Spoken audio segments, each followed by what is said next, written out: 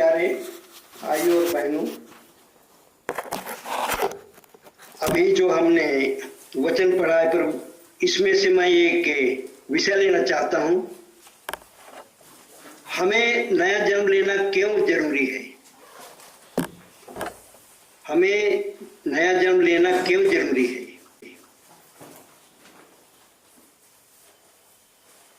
हम वचन में देखते हैं, हम उत्पत्ति में देखते हैं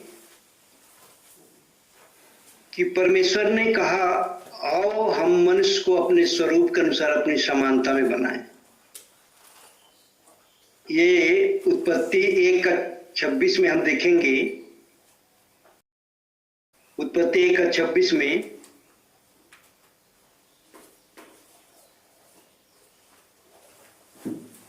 तो परमेश्वर ने वो कहा है कि आओ हम मनुष्य को अपने स्वरूप के अनुसार अपनी समानता में बनाएं।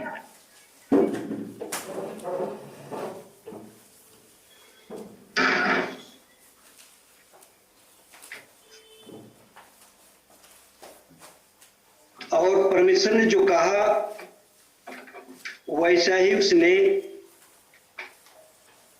मनुष्यों को बनाया, मनुष्य आदम को बनाया। आदम परमेश्वर का पुत्र था, ये हम जानते हैं। और जब परमेश्वर ने मनुष्य को अपने स्वरूप के अनुसार अपनी समानता में बनाया, तो फिर आज हमें नया जन्म लेने की आवश्यकता क्यों पड़ी? हम इसको देखेंगे फिर सबोपदेशक 3 अध्याय, सबोपदेशक 3 अध्याय उसका 18 से 21। सबोपदेशक 3 अध्याय 18 से 21। हाँ, कोई भी भाई पढ़े। मैंने मन में कहा, यह इसलिए होता है कि परमेश्वर मनुष्य को जांचे कि वे देख सके कि वे पशु समान हैं, क्योंकि जैसी मनुष्यों की वैसे ही पशुओं की भी दशा होती है। दोनों की वही दशा होती है, जैसे एक मरता वैसे ही दूसरा भी मरता है। सबों की श्वास एक सी है और मनुष्य पशु से कुछ बढ़कर नहीं, सब कुछ व्यर्थ ही है। सब एक स्थान में जाते हैं, सब मिट्टी से बने हैं और सब मिट्टी में फिर मिल जाते हैं। क्या मनुष्यों का प्राण ऊपर की ओर चढ़ता है और पशुओं का प्राण नीचे की ओर जाकर मिट्टी में मिल जाता है? यह कौन जानता है? आमीन। आमीन। अब हम यहाँ पर देखते हैं कि जबकि परमेश्वर ने मनुष्य को अपने स्वरूप के अनुसार अपने समानता में बनाया, तो फिर मनुष्य पशु कैसे बन गया? अब इसी पर हम वचन से देखेंगे। और ये हमें नया जन्म लेने की आवश्यकता क्यों पड़ी?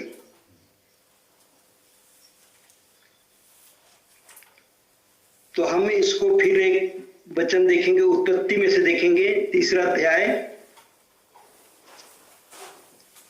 उत्पत्ति उसका 3 अध्याय उसका 1 से 7 पद तक। उत्पत्ति 3 अध्याय 1 से 7 पद। यहोवा परमेश्वर ने जितने बनेले पशु बनाए थे, उन सब में सर्प धूर्त था।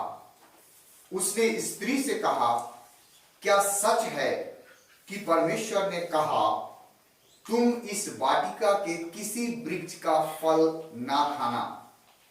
स्त्री ने सर्प से कहा, इस वाटिका के वृक्षों के फल हम खा सकते हैं, पर जो वृक्ष वाटिका के बीच में है, उसके फल के विषय में परमेश्वर ने कहा है, कि ना तो तुम उसको खाना और ना उसको छूना, नहीं तो मर जाओगे।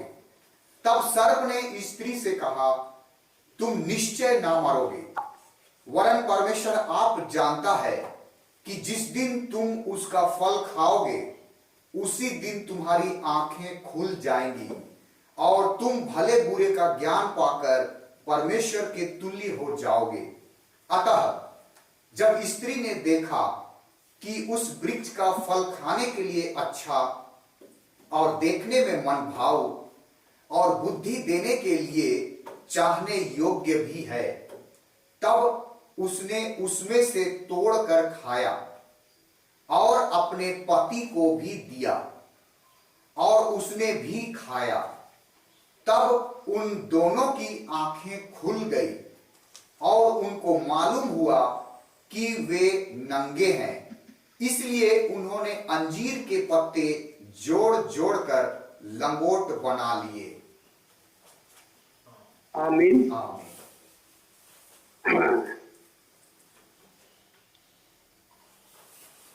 अब हम यहाँ पर देखते हैं कि ये तीसरा अध्याय हमने अभी पढ़ा, तो यहोवा परमेश्वर जितने बनाए पशु बनाए थे, आज जो हम इस सर्प के भी उनमें उन सब में सर्प धूर्त था। तो ये हम सर्प के विषय में हम देखते हैं कि आगे चलकर जब परमेश्वर दंड देता है तब सर्प को क्या उसने सर्प दिया कि तू सबसे घृणित पशु को बना दिया, रेंगने वाला जंतु बना दिया। लेकिन इसके पहले हम देखते हैं कि वचन में कि वह रेंगने वाला सर्प नहीं था, परंतु वह एक बनाएला पशु था। और ये पशु था, ये रेंगने वाला नहीं था। और ये पशु एक प्रकार से मनुष्य का एक प्रजाति था। जैसे आज हम पशु जगत में देखते हैं, जैसे हम सिंह देखते हैं, बाघ देखते हैं, ये एक प्रजाति के हैं। जैसे घोड़ा, गधा, ये हम देखते हैं एक प्रजाति। इसी प्रकार ये सर्प भी एक बनाएला पशु था, रेंगने वाला जंतु नहीं था, वो बनाएला पशु था। और इसी बनाएले पशु का उपयोग किया शैतान ने। शैतान भी एक, हम सभी जानते हैं, शैतान भी एक आत्मा, दुष्ट आत्मा है। वो दुष्ट आत्मा तो अदन की वाटिका में हम देखते हैं जीवन का वृक्ष और भले और बुरे ज्ञान का वृक्ष। तो जीवन का वृक्ष हम जानते हैं कि प्रभु यीशु मसीह है, और भले और बुरे का ज्ञान का वृक्ष भी जो है कि शैतान है, जो कि ज्ञानवान है, जो कि पहले परमेश्वर का दूत था। तो ये जो शैतान जो है, ये भी एक दुष्टात्मा है। इसने वो बनाएला सर्प का उपयोग किया। सर्प के अंदर वो आत्मा है, उसके अंदर समाया, और सर्प हवा के पास जाकर के और हवा को ज्ञान की बातें बताया। यहाँ पर सर्प बड़ा ही चालाकी से पूछता है हवा से, क्या सच है कि परमेश्वर ने कहा तुम इस वाटिका के किसी वृक्ष का फल ना खाना? स्त्री ने सर्प से कहा, इस वाटिका के वृक्षों के फल हम खा सकते हैं, पर जो वृक्ष वाटिका के बीच में है उसके फल के विषय में परमेश्वर ने कहा है कि ना तो तुम उसको खाना और ना उसको छूना, नहीं तो मर जाओगे। यहाँ पर हम देखते हैं कि सर्प जो है वो हवा के पास गया। सर्प परमेश्वर की सृष्टि के विषय में जानता है कि जो आदम जो है वो परमेश्वर का मूल सृष्टि है। आदम को बहका नहीं सकता था, लेकिन हम जानते हैं हवा के विषय में कि हवा आदम में से निकाली गई थी, यानी कि मूल सृष्टि वो नहीं थी, वो एक उप उत्पादन थी, आदम में से निकाली गई थी वो। इसलिए शैतान हवा के पास गया और हवा को बड़ा ही चालाकी से उसने सवाल पूछा, और हवा जो परमेश्वर ने आज्ञा दिया था उसमें आज्ञा परमेश्वर ने नहीं दिया था आदम को कि उसको छूना शब्द उसने नहीं कहा था, लेकिन हवा यहाँ पर वचन जुड़ी थी, छूना। और क्योंकि वो शैतान जो है वो एक समय परमेश्वर का दूत था, परमेश्वर की सृष्टि के विषय में मालूम है, क्योंकि शैतान हमसे अधिक वचन जानता है। वो जान लिया कि हवा के पास वचन का प्रकाशन नहीं है, वचन का भेद नहीं है।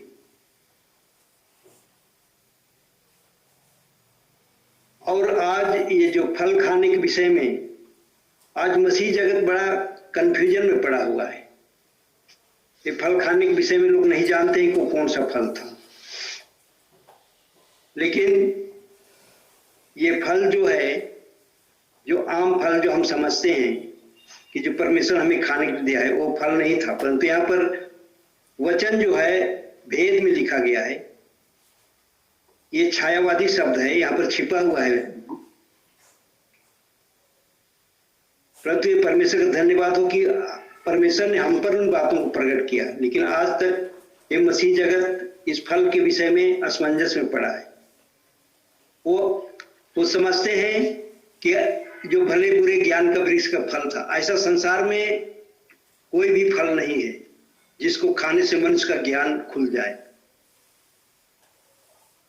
ऐसा कोई भी प्राकृतिक फल नहीं है जिसे मनुष्य खाए और उसका ज्ञान उसको मिल जाए। परंतु यहाँ पर एक भेद है, क्योंकि यहाँ जो फल खाने के विषय में कहा गया है, एक्चुअल यहाँ पर क्या हुआ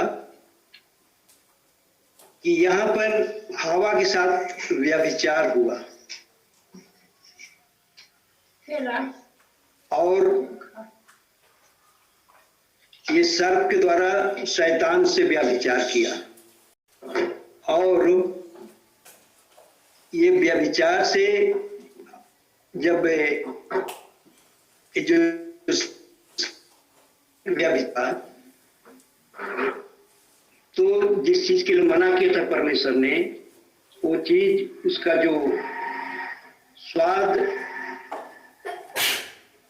ये हवा चख चुकी थी, और फिर इसने जा करके अपने पति आदम को भी दिया। आदम और हवा के मिलन के पहले आदम उसको पत्नी के रूप में स्वीकार करता है और पत्नी के रूप में उसके साथ रहता। इसके पहले ही शैतान उसको बहका के अपने वश में कर लिया और उसके साथ ये व्यभिचार हुआ, और फिर वो आदम के पास भी गई और आदम ने भी उसको खाया। तो इस प्रकार क्या है कि उससे हवा गर्भवती और उसके 2 संतान उत्पन्न हुए। हम जानते हैं उसका कैन और हाबिल।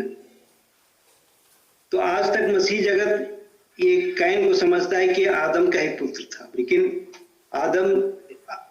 कैन एक्चुअल आदम का पुत्र नहीं था, क्योंकि हम इस बात को हम देखते हैं नए नियम में 1 यूहन्ना उसका 3 अध्याय उसका 12 पद, उसको हम देखें। 1 यूहन्ना 3 अध्याय उसका 12 पद। और कैन के समान ना बने जो उस दुष्ट से था,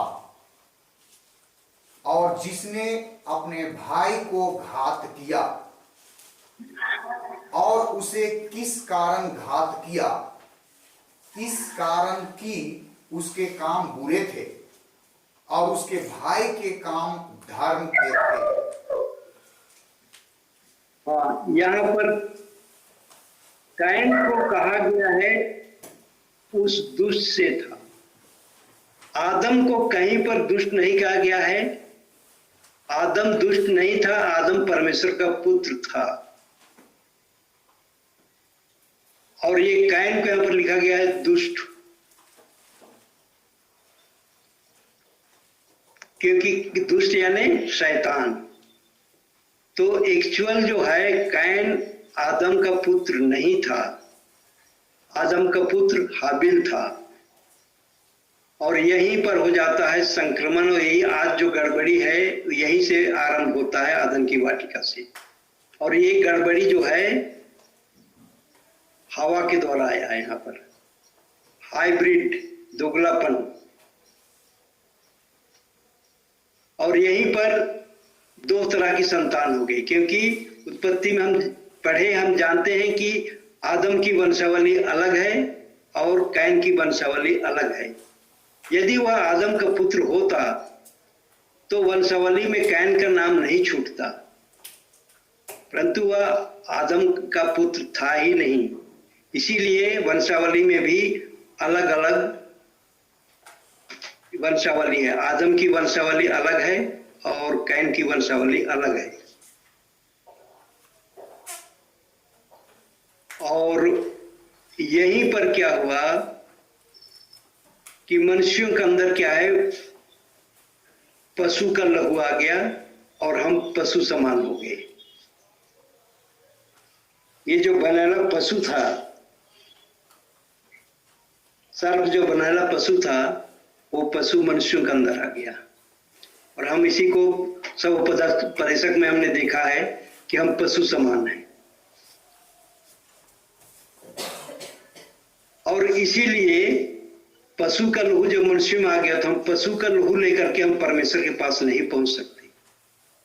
अब इसीलिए हमें नया जन्म लेने के लिए, और नया जन्म के विषय में यीशु मसीह ने कहा है कि जब तक तुम नए सिरे से जन्म ना लो तुम परमेश्वर राज को देख भी नहीं सकते। इसीलिए आज नया जन्म लेने की आवश्यकता है। लेकिन नया जन्म के विषय में भी मसीह जगत आज कंफ्यूजन में है। हम सभी जानते हैं कि जन्म बीज से होता है, बीज से होता है।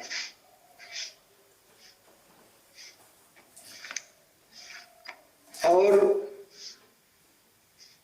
परमेश्वर का कहा हुआ वचन ही मूल बीज है, यानी वचन से उत्पन्न संतान ही परमेश्वर की संतान है। इसीलिए यीशु मसीह ने कहा जो शरीर से जन्मा है वह शरीर है और जो आत्मा से जन्मा है वह आत्मा है। और परमेश्वर आत्मा है और परमेश्वर क्या है, वचन है। अर्थात वचन से उत्पन्न संतान ही परमेश्वर की संतान है। शारीरिक मनुष्य हम इस शरीर को लेकर परमेश्वर के पास नहीं जा सकते।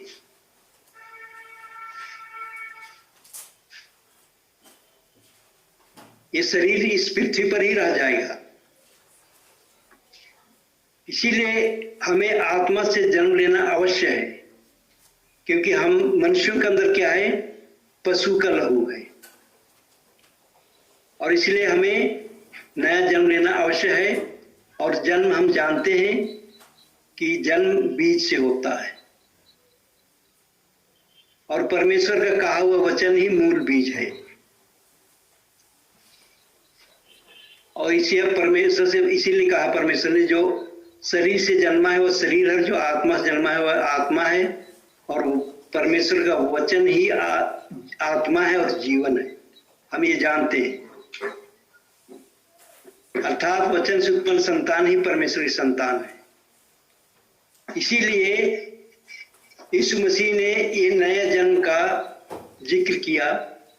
और निकोदेमुस जो कि यहूदियों का अगुआ था वो, परंतु जब उससे नया जन्म के विषय में जब यीशु मसीह ने कहा तब वो भी कंफ्यूजन में पड़ गया। वो शरीर में ले लिया इसको और इसीलिए कहा, जवाब दिया क्या कि जब मनुष्य बूढ़ा हो गया तो दोबारा कैसे जन्म ले सकता है? क्या वो अपनी माता की बरगद में दोबारा प्रवेश करके जन्म ले सकता है? तो यीशु मसीह ने उसको उलाहना दिया, तो यहूदियों का गुरु होकर भी इन सब बातों को क्या नहीं जानता? जो शरीर से जन्मा है वो शरीर है, और जो आत्मा से जन्मा है वह आत्मा है। और हम जानते हैं कि परमेश्वर आत्मा है, और परमेश्वर क्या है? वचन है। वचन ही आत्मा है, वचन ही जीवन है, हम ये जानते हैं। अर्थात वचन से उत्पन्न संतान ही परमेश्वर की संतान है। इसलिए यीशु मसीह ने कहा कि नया जन्म लेना अवश्य है। और जब हम नया जन्म लेते हैं तभी हम शरीर की क्रियाओं से हम मुक्त होते हैं, क्योंकि वचन कहता है, हम रोमी को देखें, रोमियो 8 अध्याय उसका 6 से 8 पद पढ़े। शरीर पर मन लगाना तो 8 अध्याय उसका 6 से 8। रोमी 8 का 1 से लेके शरीर पर मन लगाना, हाँ, शरीर पर मन लगाना तो मृत्यु है, परंतु आत्मा पर मन लगाना, शरीर पर मन लगाना तो मृत्यु, परंतु आत्मा पर मन लगाना जीवन और शांति है।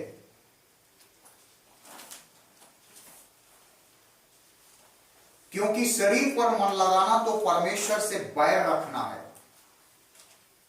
क्योंकि ना तो परमेश्वर की व्यवस्था के अधीन है और ना हो सकता है, और जो शारीरिक दशा में है वे परमेश्वर को प्रसन्न नहीं कर सकते।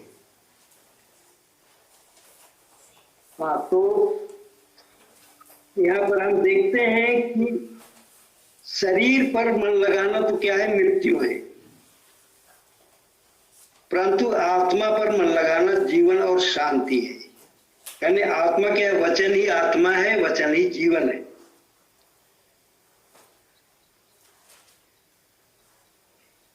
इसलिए कि शारीरिक मनुष्य जो है परमेश्वर को प्रसन्न नहीं कर सकती। हमें आत्मिक होना है, और आत्मिक होने के लिए हमें नया जन्म अवश्य है।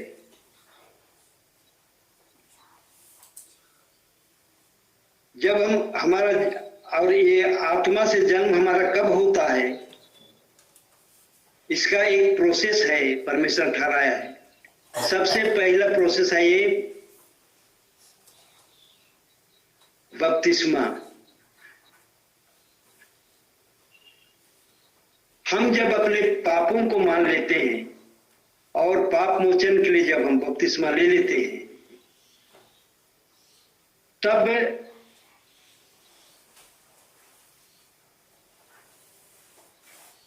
हम परमेश्वर के पहले प्रोसेस है इसको हम पूरा करते हैं, और इसके बाद हम नए जीवन की चाल चलते हैं। शरीर के अनुसार नहीं बल्कि आत्मा को हम जीवन जीने का प्रयास करते हैं। लेकिन आज मसीह जगत इसमें भी कंफ्यूजन में पड़ा हुआ है नया जन्म के विषय में, कि बहुतेरे जो कलिसियाएं हैं, ये नामधारी कलिसियाएं जो हैं, उसको हम कलिसिया नहीं कहेंगे, कलिसिया तो एक ही है, परंतु ये जो नामधारी कलिसियाएं हैं, ये बपतिस्मा को नया जन्म मान लिया है। और इनकी रीति विधि को हम देखते हैं कि मैं तो लूथरन चर्च में था, इसलिए लूथरन चर्च की मैं विधि को जानता हूं कि बालक का यदि बपतिस्मा नहीं हुआ है और यदि उसका डेथ हो जाता है, उसकी मृत्यु हो जाती है, तो उसको लोग कब्र में अलग गाड़ देते हैं। ये किस लिए? कि एक बपतिस्मा को ही नया जन्म मानते हैं, परंतु ऐसा नहीं है। वचन हमें ऐसा नहीं सिखाता है। हम सभी जानते हैं बपतिस्मा ये पापों की क्षमा के लिए बपतिस्मा हम लेते हैं, पाप मोचन के लिए बपतिस्मा लेते हैं।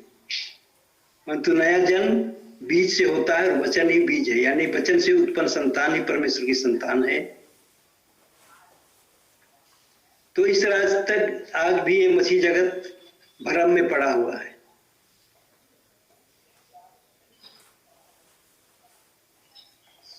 तो हमें वचन से उत्पन्न होना अवश्य है। इसीलिए यीशु मसीह ने कहा, और वचन से उत्पन्न हम कब होते हैं? जब हम बपतिस्मा लेकर परमेश्वर के वचन को ग्रहण कर लेते हैं, तब हम वचन में अंश अंश करके बदलते जाते हैं। इस प्रकार मसीह का जीवन हमारे अंदर आ जाता है और हम बदलते जाते हैं। और जब हम परमेश्वर के वचन को ग्रहण करते हैं और हमारा नया जन्म हो जाता है, तब ये जो हम शरीर के कामों को हम त्याग देते हैं और फिर हम परमेश्वर के वचन पर चित्त लगाते हैं। क्योंकि हम पहला यूहन्ना उसका 3 अध्याय उसका 9 पद देखें। पहला यूहन्ना 3 अध्याय उसका 9 पद। जो कोई परमेश्वर से जन्मा है वह पाप नहीं करता, क्योंकि उसका बीज उसमें बना रहता है, और वह पाप कर ही नहीं सकता, क्योंकि परमेश्वर से जन्मा है।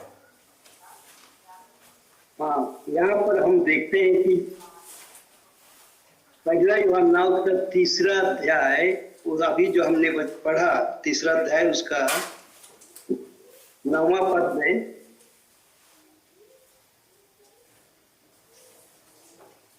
क्योंकि जो कोई परमेश्वर से जन्मा है वह पाप नहीं करता,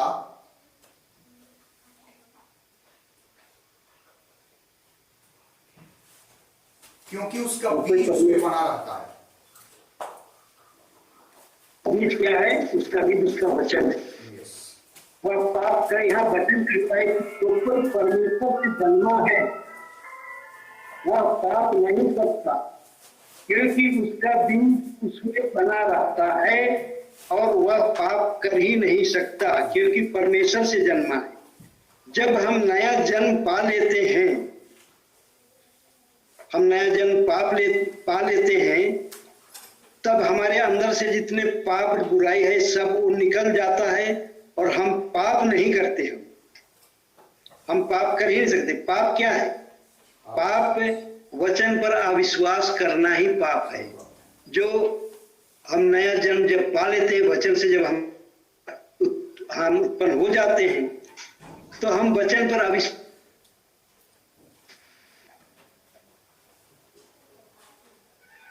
क्योंकि परमेश्वर का बीज यानी कि उसका वचन है, वो हमें बना रहता है और हमें पाप करने से वो रोकता है। आप नहीं करते हैं, फिर वचन के द्वारा हम उत्पन्न हो जाते हैं। इसीलिए यहाँ रोमियो में कहा है कि शारीरिक मनुष्य परमेश्वर को प्रसन्न नहीं कर सकता। जब हम, क्योंकि जिसका जन्म वचन से नहीं हुआ है वो अब तक शारीरिक ही है। इसीलिए हम इन संस्थाई मंडलियों में हम इन बातों को देखते हैं कि बपतिस्मा लेने के बाद भी लोग जैसे सांसारिक जीवन जी रहे उससे भी बदतर जीवन आज जी रहे हैं। लेकिन हमारे बीच में ऐसी बातें नहीं है।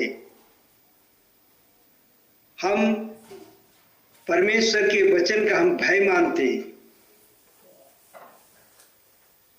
क्योंकि वचन का भय मानना ही, परमेश्वर का भय मानना ही बुद्धि का आरंभ है। फिर हम पाप नहीं करते। इसलिए वचन से उत्पन्न संतान ही परमेश्वर की संतान है। आज चाहे कोई भी पिता पिता प्रभु प्रभु कह के निवेदन करे, लेकिन अगर वचन का जो अविश्वास करता है तो उसमें सचमुच परमेश्वर का प्रेम नहीं है, वो परमेश्वर की संतान नहीं है।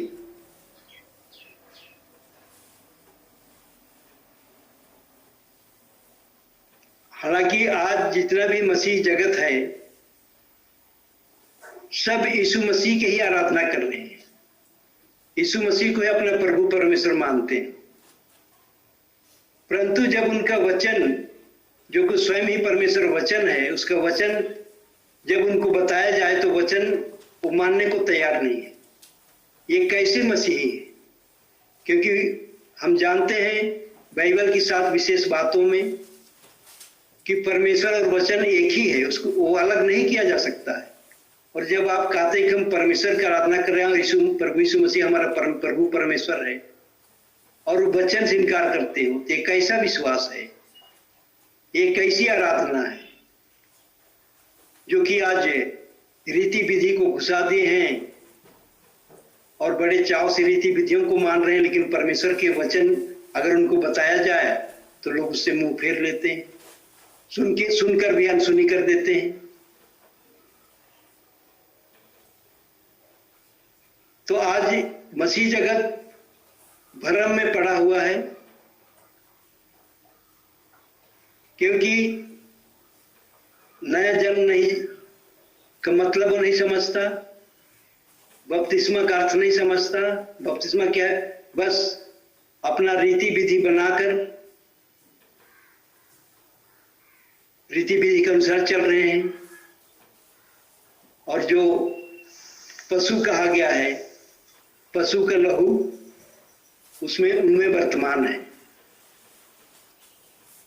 क्योंकि पशु के लहू से मुक्त होने के लिए हमें नया जन्म पाना बहुत ही आवश्यक है। और नया जन्म होता है वचन से, अर्थात वचन से उत्पन्न संतान ही परमेश्वर की संतान है। और जो वचन से उत्पन्न संतान है वह पाप कर ही नहीं सकता है,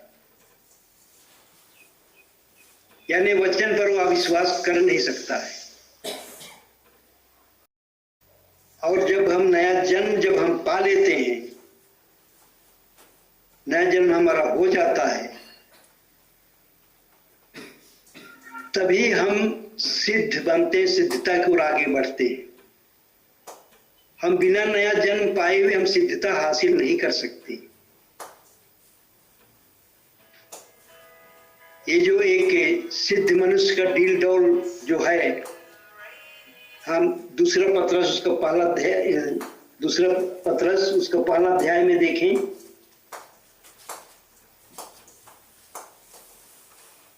दूसरा पत्रस पहला अध्याय उसका 5 से 9 तक। दूसरा पत्रस पहला अध्याय 5 से। इसी कारण तुम सब प्रकार का यत्न करके अपने विश्वास पर सद्गुण और सद्गुण पर समझ और समझ पर संयम और संयम पर धीरज और धीरज पर भक्ति और भक्ति पर भाईचारे की प्रीति और भाईचारे की प्रीति पर प्रेम बढ़ाते जाओ, क्योंकि यदि ये बातें तुम में वर्तमान रहे और बढ़ती जाए तो तुम्हें हमारे प्रभु यीशु मसीह की पहचान में निकम्मे और निष्फल ना होने देगी। क्योंकि जिसमें ये बातें नहीं वह अंधा है और धुंधला देखता है और अपने पिछले पापों से धुलकर शुद्ध होने को भूल बैठा है। हाँ, तो यहाँ पर इसमें हम देखते हैं कि यहाँ एक सिद्ध मनुष्य का डील डौल, ये सिद्ध मनुष्य का डील डौल, इसमें हम 7 बातें देखते हैं। पहला क्या है? विश्वास। और दूसरा क्या है? विश्वास पर सद्गुण, और फिर सद्गुण पर समझ, और फिर समझ और संयम पर धीरज, और धीरज पर भक्ति, और भक्ति पर भाईचारे की प्रीति, और भाईचारे की प्रीति पर प्रेम बढ़ाते जाओ। तो ये एक सिद्ध मनुष्य, जब ये हम वचन से उत्पन्न हो जाते हैं, वचन हमारे अंदर आ जाता है, तब हमें जो एक सिद्ध मनुष्य का डील डॉल है, इसको हम अपने अंदर आत्मसात करते हैं और इन वचनों के अनुसार हम जीवन व्यतीत करने का हम प्रयास करते हैं, क्योंकि ये एक प्रोसेस है। जब तक हम नए सिरे से उत्पन्न ना हो, हम इन बातों को ग्रहण नहीं कर सकते हैं, क्योंकि हमारा शारीरिक देह, ये शारीरिक जो हमारा ज्ञान है, इसको ग्रहण नहीं करता है। इसके लिए हमें अवश्य है। और जब हम इस सिद्धता के जो 7 चरण है, ये हमारे अंदर आ जाता है, तब हम सिद्ध बनते हैं। क्योंकि यीशु मसीह ने कहा कि पवित्र बनो क्योंकि तुम्हारा बुलाने वाला पवित्र है। सिद्ध बनो क्योंकि बिना सिद्धता कोई परमेश्वर के निकट पहुंच नहीं सकता। तो जब ये प्रोसेस है, ये जब हम वचन से जब उत्पन्न होते हैं, तब इन बातों को हम अपने हृदय में अंगीकार करते हैं और इसके अनुसार जीवन जीते हैं, तब हम में सिद्धता आती है और तब हम परमेश्वर के योग्य संतान बनते हैं। और ये सब कुछ हमको इसी देह में रहकर इस पृथ्वी पर ही इन सबको हमको पूरा करना है। मरने के बाद कुछ उद्धार नहीं होगा, क्योंकि जैसा भाई संजय ने कई बार कहा है कि परमेश्वर एक काम नहीं कर सकता है कि मरने के बाद किसी को उद्धार नहीं दे सकता है। तो हमको जीवित रहते हुए, शरीर में रहते हुए भी ये जो नया जन्म है, ये जो सिद्धता के 7 चरण है, एक सिद्ध मनुष्य का डील डॉल, इन सबको हमें इसी जीवन में हमें पूरा करना है, तब हम उस राज के अधिकारी होने पाएंगे जो परमेश्वर ने हमारे लिए रखा है।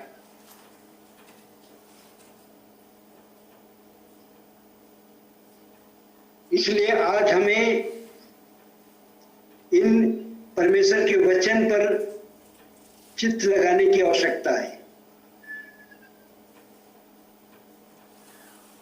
हम इधर उधर की बातों में हम मन ना लगाएं। जैसा हम यिर्मयाह में भी देखते हैं, यिर्मयाह 4 अध्याय उसका 4 पद कोई पढ़े।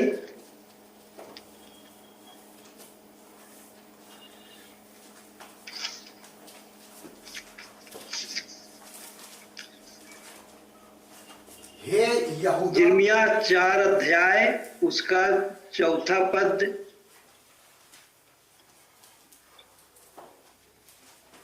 हे यहूदा के लोगों और यरूशलेम के निवासियों, यहोवा के लिए अपना खतना करो। हाँ, अपने मन का खतना करो, नहीं तो तुम्हारे बुरे कामों के कारण मेरा क्रोध आग के समान भड़केगा और ऐसा होगा कि कोई उसे बुझा ना सकेगा। अब यहाँ पर हम देखते हैं कि यहूदा के लोगों और यरूशलेम के निवासियों, यानी कि जो परमेश्वर के लोग हैं, जो परमेश्वर की प्रजा है, अपनी प्रजा को परमेश्वर चेतावनी दे रहा है। यहूदा के लोगों और हे यरूशलेम के निवासियों, यहोवा के लिए अपना खतना करो। हाँ, अपने मन का खतना करो, नहीं तो तुम्हारे बुरे कामों के कारण मेरा क्रोध आग के समान भड़केगा और ऐसा होगा कि कोई उसे बुझा ना सकेगा। ये हमारे लिए चेतावनी है।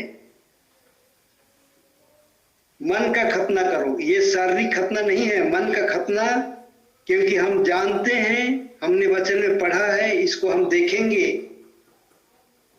इसी यिर्मयाह उसका 17 अध्याय में यिर्मयाह 17 अध्याय उसका 9 और 10। मन तो सब वस्तुओं से अधिक धोखा देने वाला होता है, उसमें असाध्य रोग लगा है, उसका भेद कौन समझ सकता है। मैं यहोवा मन की खोजता और हृदय को जांचता हूं, ताकि प्रत्येक जन को उसकी चाल चलन के अनुसार अर्थात उसके कामों का फल दूं। हाँ, तो यहाँ पर हम बच्चे में देख रहे हैं कि मन तो सब वस्तुओं से अधिक धोखा देने वाला, उसमें असाध्य रोग लगा है, उसका भेद कौन समझ सकता है। तो ये जो मन है हमारा, कोई भी बुराई है, पाप है, सबसे पहले क्या होता है, मन के विचारों में वो प्रकट होता है। जितने भी बुरे काम हैं, चाहे अच्छा काम हो, सबसे पहले क्या है, मन में। इसीलिए परमेश्वर कहते हैं सबसे अधिक मन की रक्षा कर। और इसीलिए यहां पर परमेश्वर भी कह रहा है कि तुम अपने मन का खतना करो, यानी कि मन के अंदर जो भी बुराइयां हैं, बुरे विचार उत्पन्न होते हैं, बुरे काम उत्पन्न होते हैं, इन सबको अपने मन से अलग करो। और इससे हम तभी बच सकते हैं जबकि हम वचन से उत्पन्न हुए हैं। वचन से उत्पन्न संतान ही परमेश्वर की संतान है, और जब हम परमेश्वर की संतान बन जाते हैं तो हम पाप कर नहीं सकते हैं। हम मन के विचारों को, हमारे मन में अगर ऐसे उत्पन्न भी हो तो हम उसको झटक देते हैं, उसको हम निकाल देते हैं। ऐसा नहीं है कि हमारे मन में ऐसे कुविचार ना आते हो। मैं तो खुद इन बातों को महसूस करता हूं कि कितना भी हम चाहते हैं कि मन पर कंट्रोल हो, लेकिन कभी ना कभी, क्योंकि हमारे अंदर क्या है, दो तरह का आत्मा काम कर रहा है, दोनों आत्मा काम कर रहा है। तो जैसा भाई संजय ने भी एक बार दृष्टांत दिया थी कि एक काला कुत्ता और एक सफेद कुत्ता। काला कुत्ता यानी दुष्ट आत्मा और सफेद कुत्ता पवित्र आत्मा। सब किसको ज्यादा खिलाते हैं, किस पर आपका झुकाव ज्यादा है, किस पर आपका प्रेम ज्यादा है, वही उसमें स्ट्रांग होगा, वही तगड़ा होगा। अगर आप काला कुत्ता को ज्यादा खिलाएंगे तो काला कुत्ता तगड़ा होगा, फिर सफेद कुत्ता दब जाएगा। अगर सफेद कुत्ता को ज्यादा खिलाएंगे तो काला कुत्ता कमजोर होगा, सफेद कुत्ता तगड़ा। तो ये चीजें हैं जो दोनों, कहने का मतलब ये है कि हमारे अंदर दो तरह की आत्माएं हैं, दोनों आत्माएं काम कर रही। हम अब किसको स्थान देते हैं, क्योंकि परमेश्वर ने हमारे अंदर स्वतंत्र विवेक दिया है। कई बार मनुष्य सवाल करते हैं, परमेश्वर तो जानता था कि अदन की वाटिका में कि आदम और पाप में गिरेंगे, तो परमेश्वर ने क्यों नहीं रोका, ऐसा भी सवाल कर देते हैं। लेकिन बात ऐसी है कि परमेश्वर ने सब कुछ रख दिया सामने, और मनुष्यों को क्या है, स्वतंत्र विवेक दिया है कि तुम खुद निर्णय करो। जैसे अदन की वाटिका में उसने जीवन और मृत्यु का दोनों का मार्ग बता दिया था। अब चुनाव में अगर लोग गलत करते हैं तो इसका दोष हम परमेश्वर को नहीं दे सकते। परमेश्वर ने तो आपके सामने रख दिया है कि अगर मेरी बात मानोगे तो जीवन मिलेगा, और मेरी बातों को उल्लंघन करोगे तो मृत्यु मिलेगा। आज भी स्वर्ग और नरक का मार्ग बता दिया है परमेश्वर। अब ये मनुष्यों पर निर्भर करता है, क्योंकि सब कुछ आपके सामने रखा हुआ है।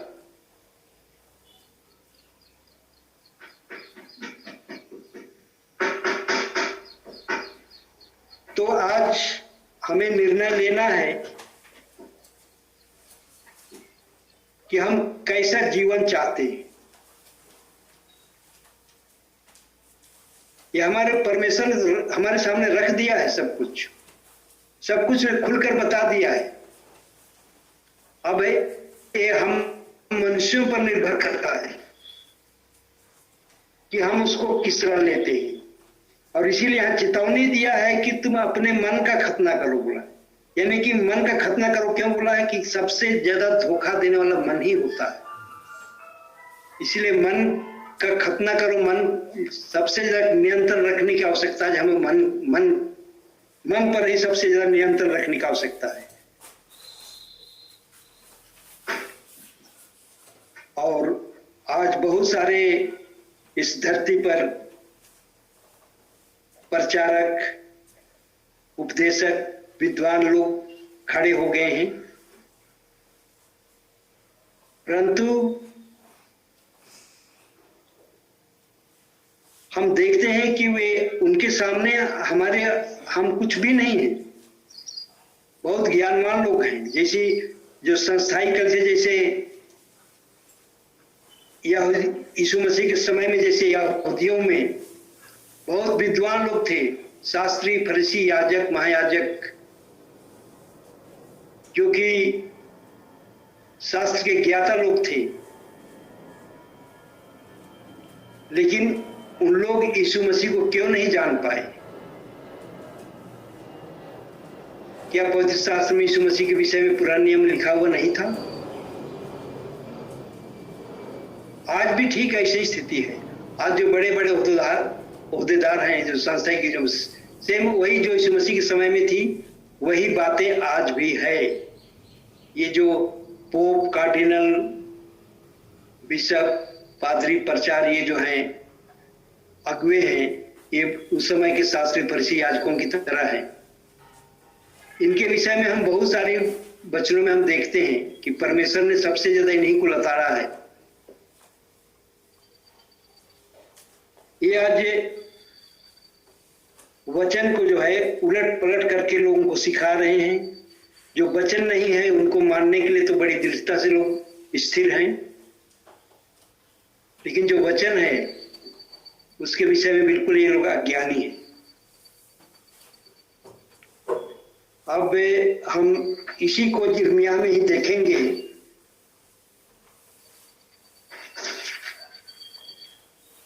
यिर्मयाह का 5वां अध्याय, उसका 24 से लेकर 26 तक कोई भाई पढ़े। यिर्मयाह 5वां अध्याय 24 से लेकर 26 तक। वे मन में इतना भी नहीं सोचते कि हमारा परमेश्वर यहोवा तो बरसात के आरंभ और अंत दोनों समयों का जल समय पर बरसाता है और कटनी के नियत सप्ताहों को हमारे लिए रखता है।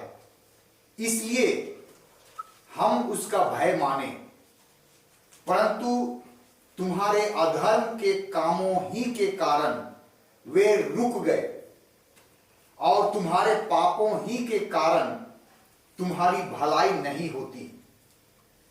मेरी प्रजा में दुष्ट लोग पाए जाते हैं, जैसे चिड़ीमार ताक में रहते हैं वैसे ही वे भी घात लगाए रहते हैं।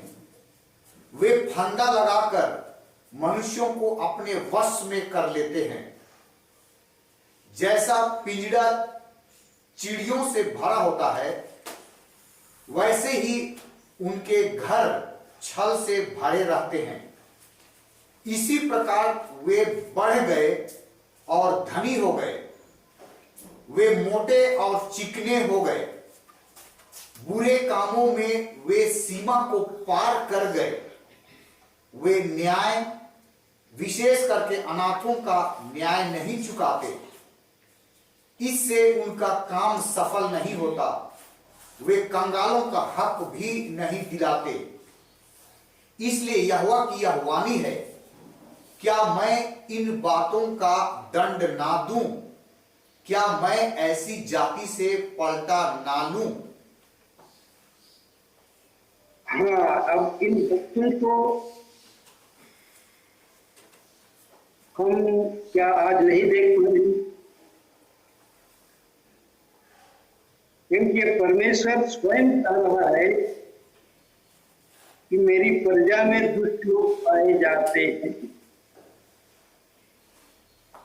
ये परमेश्वर की प्रजा कौन है? जो आज अपने को मसीह कहते हैं, लेकिन इनके विषय में यहाँ क्या परमेश्वर क्या कह रहा है?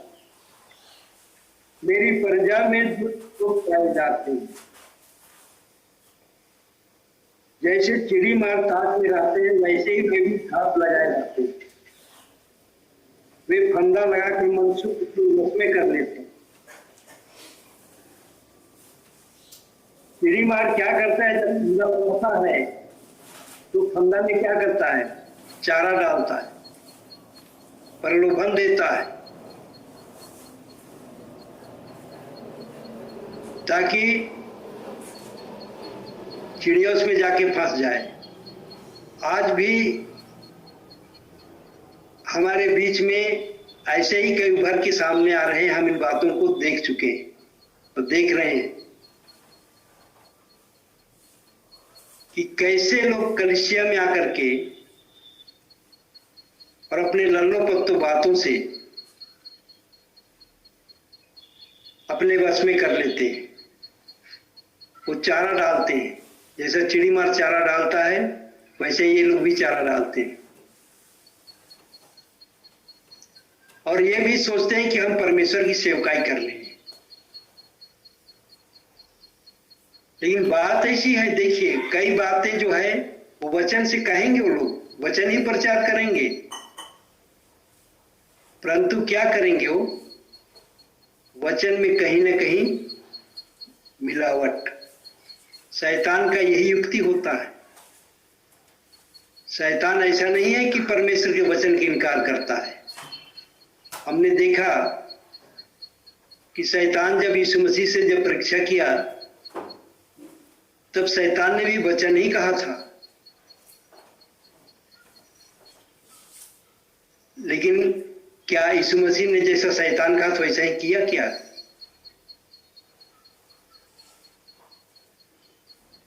क्योंकि शैतान शैतान है, परमेश्वर परमेश्वर है। परमेश्वर को शैतान की बात नहीं माननी थी, और यीशु मसीह ने उसको वचन से ही उसको उत्तर दिया, वचन से उसको हराया। आज ठीक किए भी तो शैतान का काम क्या होता है? वचन में मिलावट कर देना, थोड़ी सी मिलावट कर देना। ऐसा नहीं है कि पूरे वचन को इनकार करता है। तो आज हमारे बीच में भी ऐसे ही लोग आएंगे तो क्या वचन के इनकार थोड़े ही करेंगे? वचन ही प्रचार करेंगे, और जो सर्वसाधारण हैं वो तो समझेंगे हाँ बहुत अच्छा, हालेलुया खूब चिल्लाएंगे, उछलेंगे, कूदेंगे, लेकिन वो अपना हित साधने का कोशिश करेंगे। इसलिए आज जबकि हम अंतिम समय में जीवन व्यतीत कर रहे हैं और अंतिम समय के विषय में परमेश्वर ने हमें चेतावनी दी है कि अंतिम समय में क्या क्या घटनाएं घटेंगी, इस सारी बातों को हमको पहले से परमेश्वर ने बता दिया है। इसलिए हम सावधान रहें, हम ऐसे भरमाने वाले बहकाने वाले तत्वों से बचे रहें। आज हमें वचन को दृढ़तापूर्वक थामे रहना है। जहां भी वचन के विपरीत कोई बातें होती है तो बिल्कुल ऐसे मनुष्य का आप तिरस्कार करें, उसको अपने यहां आने मत दें, क्योंकि जैसा हम आज देखते हैं वो भी नबी का संदेश को लेकर के आया था। हमसे जो आज अलग हुए, क्या इनके पास नबी का संदेश नहीं है?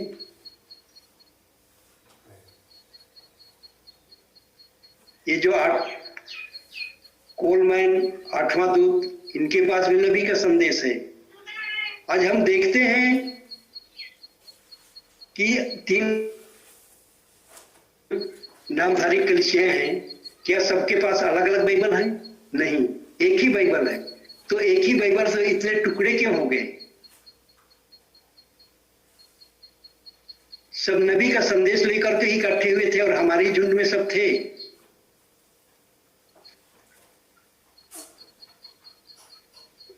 लेकिन आज क्या है कि आज अलग क्यों हो गए हमसे, और जितने भी यहां से हमारे झुंड से अलग हुए हैं उनकी आप आत्मिक दशा देख लें।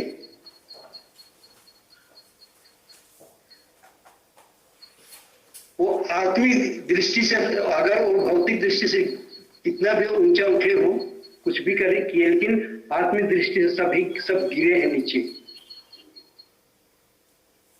इन बातों का देखने की हमें आवश्यकता है। अब एक वचन और हम देखेंगे,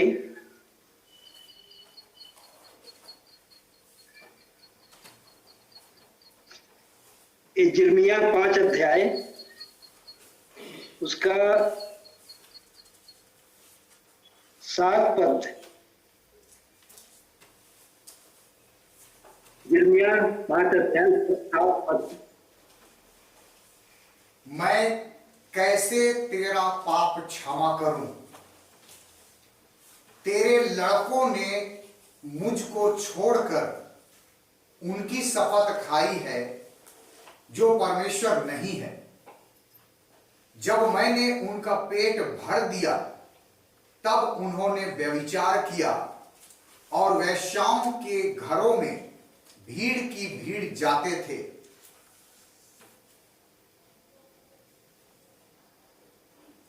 हाँ, अब यहाँ पर परमेश्वर कह रहा है कि मैं कैसे तेरा पाप क्षमा करूं। तेरे लड़कों ने मुझको छोड़कर उनकी शपथ खाई है, परमेश्वर नहीं है।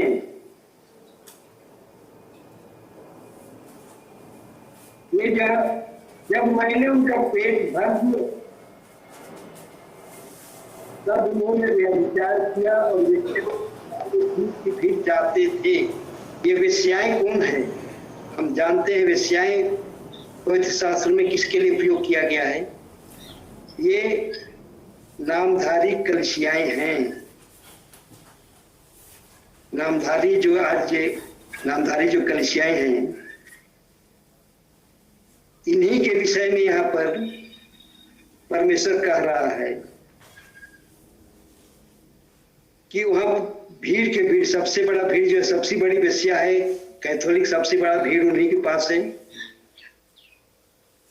और इन्हीं के विषय में ये परमेश्वर यहाँ दिखा रहा है कि आज इस धरती पर है ना, कि हम जानते हैं पवित्र शास्त्र में कई बार हम पढ़े हैं कि त्यागी हुई की संतान सुहागिन की संतान से अधिक है। तो ये आज ये संस्थाई गिरजे हैं, इनको आज वचन दिखाई नहीं दे रहा है, निश्चिंत पड़े हुए। उनके पास बिशप हैं, पादरी हैं, प्रचार हैं और एक आलीशान चर्च है, बस इसी से संतुष्ट हैं। वो बिल्कुल निश्चिंत पड़े हैं। वचन के प्रति उनके मन में कोई भूख नहीं, कोई प्यास नहीं। इन बातों को हम आज देख पाते हैं और इनके पास भीड़ ज्यादा है और ये भीड़ देखकर ही प्रसन्न रहते हैं कि हमारी कलीसिया में इतने लोग हैं, इतने सदस्य हैं। शहर के बड़े बड़े मेयर हैं, बड़े बड़े विद्वान पुरुष हैं। अब इस बात से प्रसन्न रहते हैं। परंतु हम अगर वचन में देखें तो यीशु मसीह तो बिल्कुल उन ज्ञानियों में से किसी को नहीं चुना। उस यीशु मसीह जब प्रकट हुए उस समय भी इस धरती पर आए, उस समय भी बहुत सारे विद्वान लोग थे, शास्त्री, फरीसी, याजक, व्यवस्थापक लोग थे, परंतु यीशु मसीह उस उनमें सम्मिलित नहीं हुआ। उसने एक अलग से कलीसिया खड़ी किया और इसी कलीसिया पर छाप दिया, जो 12 प्रेरितों की जो कलीसिया खड़ा किया उस पर छाप करके गया। लेकिन आज प्रेरितों की शिक्षा को मानने को ये लोग तैयार ही नहीं है, प्रेरितों के बपतिस्मा को मानने को तैयार ही नहीं है। दिखाने पर साफ कहते हैं कि हम यीशु मसीह की माने, बपतिस्मा के विषय में अगर हम उनको बताते हैं सच्चाई तो कहते हैं कि हम यीशु मसीह की माने या पतरस की माने। तुम ना यीशु मसीह की मानते हो ना पतरस की मानते हो। यदि पतरस की तुम मानते तो तुम लोग यीशु मसीह की भी मानते, क्योंकि यीशु मसीह ने तो प्रेरितों को अधिकार दिया कि जो तुम्हारी सुनता है वह मेरी सुनता है और जो मेरी सुनता है वह मेरे भेजने वाले की सुनता है। तो जब तुम चेलों के लिए सुनते हो तो तुम यीशु मसीह भी नहीं सुनते हो। ये मैं नहीं, यीशु मसीह कह रहा है। इसलिए आज हमें ऐसे असामाजिक तत्वों से, ऐसे भरमाने वाली आत्माओं से सावधान रहने की आवश्यकता है। हमारी जो कलीसिया है ये प्रेरितों की कलीसिया है, उसी की नींव पर हम खड़े हैं और हम इन बातों को हमसे अलग हो गए लोग उनको